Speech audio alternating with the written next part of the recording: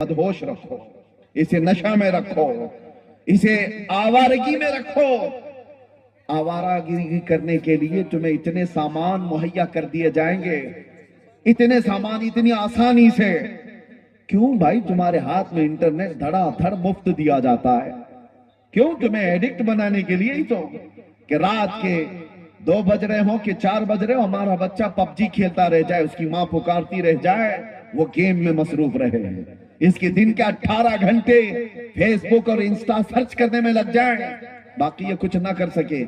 आप क्या समझते हैं चरस गांजा ही ये नशा नहीं है? इंटरनेट भी अपने आप में एक बहुत बड़ा नशा है। जब ये किसी से निकाल लिया जाए तो उसके हाथ पैर कांपने लगते हैं। तुम्हें नशे में मदहोश रखा जाता है, इसलिए कि दुनिया जानती है इसको नशा में रखो। पूरे अरबों को भी इन्होंने नशा में रखा, पूरे अरब को।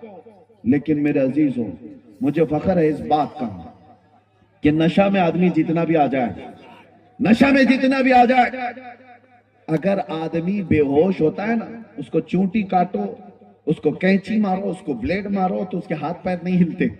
पूरा अगर सुन हो गया, बेहोश हो गया। लेकिन अगर होश में है तो थोड़ी सी चूंटी काटो तो फड़क उठता है और तड़पने लग जाता है। उसको थोड़ी सी सुई चुबा दो, उछल जाएगा। होश में हो तो। दुनिया जब कभी इस कौम मुस्लिम को बेहोश करती है तो आजमा के देखती है एक बार कि पूरा बेहोश हुए कि नहीं हुए। और आजमाने का तरीका उनका यह है कि तुम्हें चाकू चूरी मार करके नहीं देखा जाता, एक बार रसूलुल्लाह की गुस्ताखी करके देखी जाती है। किसी जालिम कुत्ते को खड़ा किया जाता है भौंकने के लिए। नबी आखिर ज़मां सल्लल्लाहु अलैहि वसल्लम की शान में भौंको, उसको फंडिंग की जाती है, उसको हुकूमत की पहरेदारी दी जाती है, सब कुछ, और वो भौंकता है कहीं बैठ करके। और फिर देखा जाता है उम्मत मुहम्मदिया को कि ये पूरी बेहोश हुई कि नहीं हुई, पूरी बेहोश हो गई या नहीं हुई। ये आजमाने के लिए खड़ा किया जाता है हर दौर में। अरबों को उन्होंने देखा बेहोश हो गए, ये कहीं कुछ करने वाले नहीं, इसलिए उनके सरों पर आकर बैठ गए। लेकिन फख्र है मुझे गरीब नवाज के इस हिंदुस्तान पर, यहां पर भी नशा में सालों से हमें मदहोश तो किया गया, और फिर यहां पर भी चेक करने के लिए कुछ पाखंडियों को खड़ा किया गया और गुस्ताखाने रसूल को खड़ा किया गया भोंको मोहम्मद अरबी की शान में।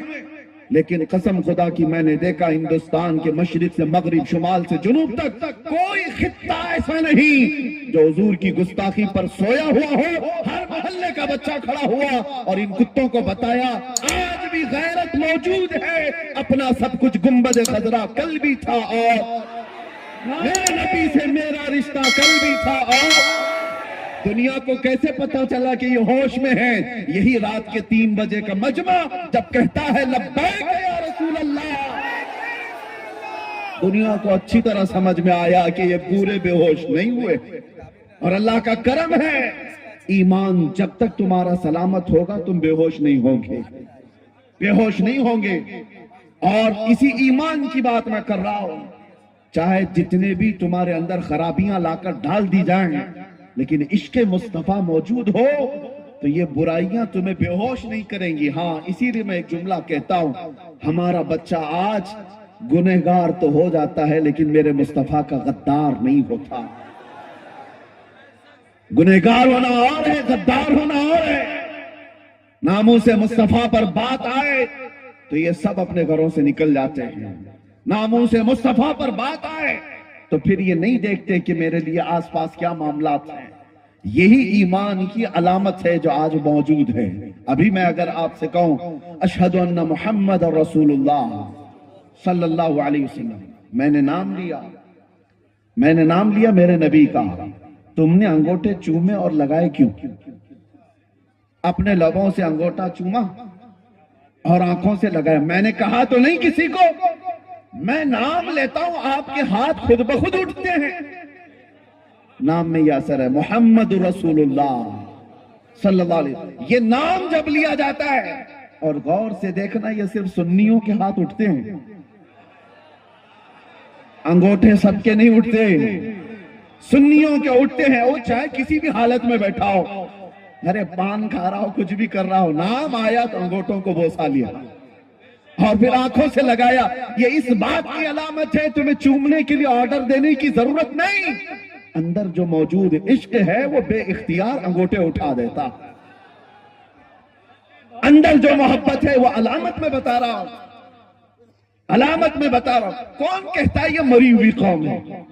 کون کہتا ہے ہماری اس قوم کو بول بول بول کر کے نروس کر دیا گیا کہ یہ مری ہوئی قوم ہے, بکھری ہوئی قوم ہے, ٹوٹی ہوئی قوم ہے؟ ارے میں اس لیے آتا بھی ہوں, اگر مری ہوئی ٹوٹی ہوئی بکھری ہوئی قوم ہے تو ہمارا ہی نام پورے الیکشن میں چلتا کیوں ہے؟ کیا بات, سارے مدے تو ہمارے ہیں.